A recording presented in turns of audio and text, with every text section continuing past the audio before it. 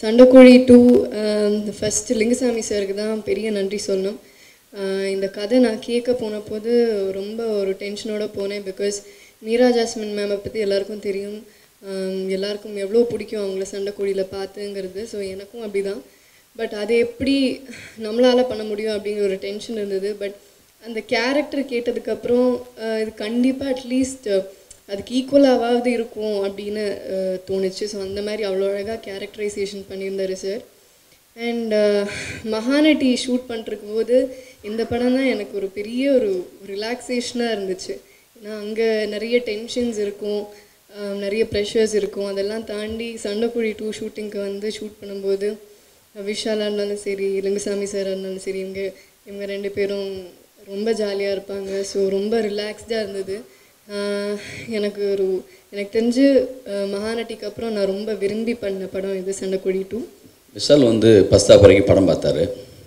Final ஆனது lock பண்ண இதை பார்த்துட்டு ஒரு விஷயம் சொன்ன, அப்படி இந்த படத்தில் இருக்கிற எல்லாருமே வந்து 13 வருஷமாக தெரியவே இல்லையே, அப்படியே இருக்காங்கல்ல அப்படின்னார்.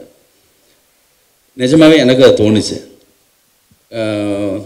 சண்முக சார் யாரோ சொன்னாங்க, தென்னவன் சார் நினைக்கிறேன், 13 மாதமான மாதிரி இருக்குது அப்படின்னாரு. எனக்கு நம்ம 13 நாளைக்கு பிறகு சந்திக்கிற மாதிரி தான் இருக்குது. போன மேடையிலே சொன்னேன், போன படத்துக்கான பேட்ச் ஒர்க்குக்கு விஷாலை கூப்பிட்டா கூட மறுபடியும் பொருந்துற மாதிரி தான்.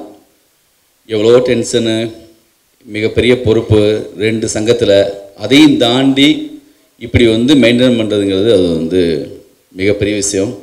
அது அவங்க அப்பா அவங்களுடைய அதிலிருந்து வந்தது தான். அது வந்து அவங்களும் இன்றைக்கும் ஃபிட்டாக இருப்பாங்க. எனக்கு வந்து அவங்க ஃபேமிலி ஜிகே ஃபிலிம் கார்பரேஷன் இருந்து அப்போ இருந்தே நான் வந்து என்னென்னா, நான் வந்து ஃபஸ்ட்டு படம் அசிஸ்டன்ட் டைரக்டராக ஒர்க் பண்ணதுலேருந்து நான் எப்படிலாம் கூப்பிடலான்னா, என்னுடைய முதலாளின்னு சொல்லலாம், தம்பின்னு சொல்லலாம், ஃப்ரெண்டுன்னு சொல்லலாம். அவங்க அப்பா ஸ்பாட்டுக்கு வந்து பார்த்துட்டு, என்னடா நடக்குதுங்க 2 பேரும் வந்து அவன் வாடா போடாங்கிறான், நீங்கள் அவங்கள வாடா போடாங்கிறீங்க, இது செட்டு தானே, எங்கேயாவது கொஞ்சம் மரியாதையாக பேசிக்கலாமேலாம் கேட்பாங்க.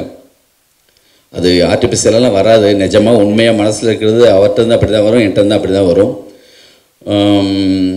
சண்டைக்கோழி 1 பண்ணும்போது இருந்த விஷால், அந்த ஜம்ப்பு வந்து இந்த 13 நாள் மாதிரி தெரிஞ்சு சொன்னல, அங்கே மட்டும்தான் எனக்கு 13 வருஷம் தெரியுது. எனக்கு பர்சனலாக மற்ற டேரக்டர்ஸ் எல்லாம் ஃபீல் பண்ணுறாங்களோ இல்லையோ, முதல் படத்தில் வந்து நான் அவர்கிட்ட கதை சொல்லி ஓகே பண்ண உடனே பாலாஜி சார் என்கிட்ட சொன்ன ஒரு விஷயம் என்னென்னா, அவருடைய ஹைட்டுக்கு அவர் நடந்து வர்றதை மட்டும் நீ எப்படின்னு கரெக்டாக அவர் கையை எப்படி வச்சுக்கிறாரு, எப்படி நடந்து வர்றாரு, அதான் கொஞ்சம் பார்த்துக்கோ. நீ சொன்ன கதையில் வந்து ஒரு பெரிய ஒரு ஃபேமிலியுடைய பையன், அந்த மெரிட்டாக இருக்கணும், அந்த மூடு வண்டியும் நீ கொஞ்சம் கதை சொல்லும்போது சொன்னில்ல, அது வர வச்சிருன்னுலாம் சொன்னார். ஃபஸ்ட்டு படத்தில் நான் நிறைய மெனக்கட்டுருக்கேன். நிறைய மெனக்கட்டுருக்கேன்னா எந்த லெவல்லன்னா, ஒரு முக்கியமான ஒரு ஷாட்டுக்கெல்லாம் வந்து பிரேக் விட்டு மறுபடியும் போகலாமேன்னு சொல்லி அளவுக்கு நாங்கள் ஆயிருக்கோம். இந்த படத்தில் பிரேக்கே விட தோணல, அப்படி நடிச்சிட்டாங்க. அதாவது பர்டிகுலராக ஒரு 2-3 சீன் படத்தில் வந்து எனக்கு அவர் பண்ணதில் ரொம்ப பாயிண்ட் டூனிங்கான ஒரு பெர்ஃபார்மன்ஸ் வந்து வந்துடுச்சு.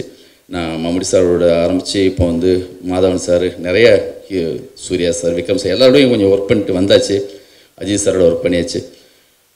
அதுக்கப்புறம் வந்து இவரோட நின்று ஒர்க் பண்ணும்போது அந்த ஒரு இடத்துல திடீர்னு மம்முட்டி வந்துட்டு போவார், திடீர்னு பார்த்தா சூர்யா வந்துட்டு போகிறாரு, திடீர்னு பார்த்தா பாயிண்ட் டூனிங்கான ஆர்டிஸ்ட் யாராக இருக்காங்களோ எல்லா தகுதியோடு இருக்கா. அப்படி அதுக்காக எந்த ஹோம் ஒர்க் பண்ணாரா என்ன பண்ணாரா எனக்கு தெரியாது. இன்னுமே கதை மட்டும்தான் அவருக்கு சரியான கதை அமையணும்.